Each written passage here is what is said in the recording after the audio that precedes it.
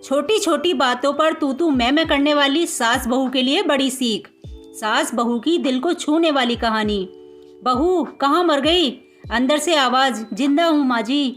तो फिर मेरी चाय क्यों अभी तक नहीं आई? कब से पूजा करके बैठी हूँ, ला रही हूँ माँ जी।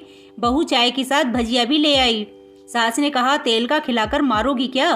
बहू ने कहा, ठीक है माँ जी, ले जाती हूँ। सास ने कहा, रहने दे, अब बना दिया है तो खा लेती हूँ। सास ने भजिया उठाई और कहा, कितनी गंदी भजिया बनाई है तुमने। बहू, माँ जी मुझे कपड़े धोने हैं, मैं जाती हूँ। बहू दरवाजे के पास छिपकर खड़ी हो गई।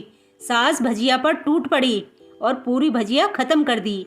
बहू मुस्कुराई और काम पर लग गई। दोपहर के खाने का वक्त हुआ। सास ने फिर आवाज़ लगाई, कुछ खाने को मिलेगा? बहू ने आवाज़ नहीं दी। सास फिर चिल्लाई, भूखे मारोगी क्या? बहू आई, सामने खिचड़ी रख दी। सास गुस्से से, ये क्या है? मुझे इसे नहीं खाना, इसे ले जाओ। बहू ने कहा, आपको डॉक्टर ने दिन में खिचड़ी खाने को कहा है, खाना तो पड़ेगा ही। सास मुंह बनाते हुए, हाँ तू मेरी माँ बन जा। बहू फिर मुस्कुराई और चली गई। आज इनके घर पूजा थी। बहू सुबह 4 बजे से उठ गई। पहले स्नान किया, फिर फूल लाई, माला बनाई, रसोई साफ की, पकवान और भोज बनाया। सुबह के 10 बज गए। अब सास भी उठ चुकी थी। बहू अब पंडित जी के साथ भगवान के वस्त्र तैयार कर रही थी। आज ऑफिस की भी छुट्टी थी। उनके पति भी घर पर थे। पूजा शुरू हुई। सास चिल्लाती हुई, बहू ये नहीं है, वो नहीं है। बहू दौड़ी दौड़ी आती है और सब करती है। अब दोपहर के 3 बज गए थे। आरती की तैयारी चल रही थी। पंडित जी ने सबको आरती के लिए बुलाया और सबके हाथों में थाली दी। जैसे ही बहू ने थाली पकड़ी, थाली हाथों से गिर पड़ी।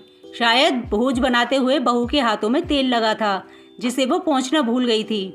सारे लोग तरह तरह की बातें करने लगे।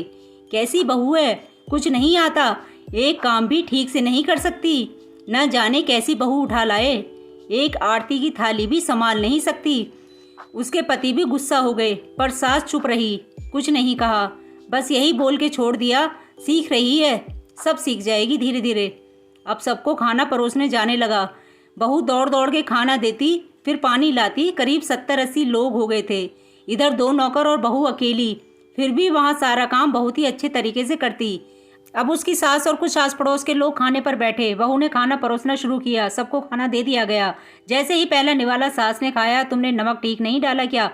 एक काम ठीक से नहीं करती, पता नहीं मेरे बाद कैसे ही घर संभालेगी। आस पड़ोस वालों को तो जानते ही हो साहब, वो बस बहाना ढूंढते हैं नुक्स निकालने का। फिर वो सब शुरू हो गए, ऐसा खाना है, ऐसी बहू है, ये वो वगैरह वगैरह। दिन का खाना हो चुका था। अब बहू बर्तन साफ करने नौकरों के साथ लग गई। रात में जगराता का कार्यक्रम रखा गया था। बहू ने भी 1-2 गीत गाने के लिए स्टेज पर चढ़ी। सास जोर से चिल्लाई, मेरी नाक मत कटा देना, गाना नहीं आता तो मत गा, वापस आ जा। बहू मुस्कुराई और गाने लगी।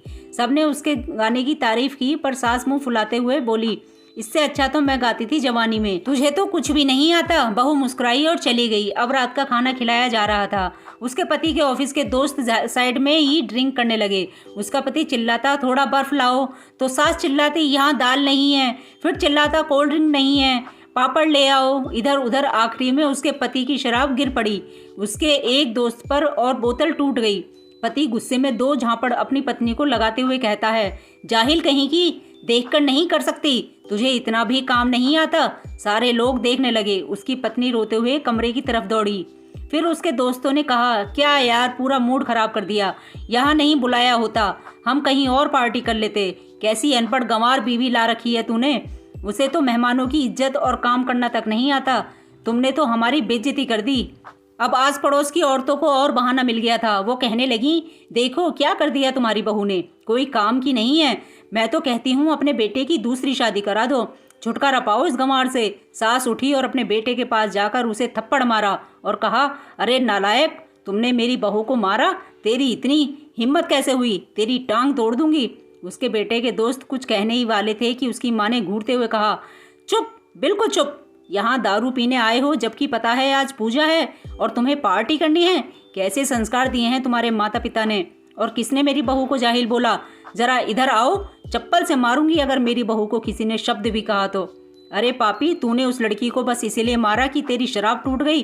पापी, वो बच्ची सुबह 4 बजे से उठी है, घर का सारा काम कर रही है, न सुबह से नाश्ता किया न दिन का खाना खाया, फिर भी हंसते हुए सबकी बातें सुनते हुए ताने सुनते हुए घर के काम में लगी रही।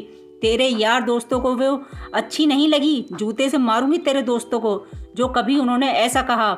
उसके यार दोस्त चुप से खिसक लिए। अब सास बहू के कमरे में गई और बहू का हाथ पकड़कर बाहर लाई। सबके सामने कहने लगी, किसने कहा था अपनी बहू को घर से निकाल के दूसरी बहू ले आना? जरा सामने आओ। कोई सामने नहीं आया। फिर सास ने कहा, तुम जानते भी क्या हो इस लड़की के बारे में? ये मेरी माँ भी है, बेटी भी है। माँ इसलिए मुझे गलत काम करने पर डांटती है और बेटी इसलिए कभी कभी मेरी दिल की भावनाएं समझ जाती है। मेरी दिन रात सेवा करती है, मेरे 1000 ताने सुनती है, पर एक शब्द भी गलत नहीं कहती, न सामने न पीठ पीछे। और तुम कहते हो दूसरी बहू ले आऊं? याद है ना छुटकी की दादी? अपनी बहू की करतूत सास ने गुस्से में पड़ोस की महिला को कहा। अभी पिछले हफ्ते ही तुम्हें मियाँ बीबी भूखे छोड़ तुम घूमने चले गए थे।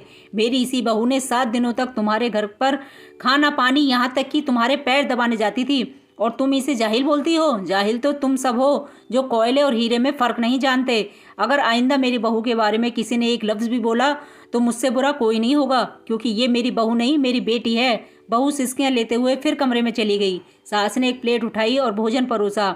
बहू के कमरे में खुद ले गई।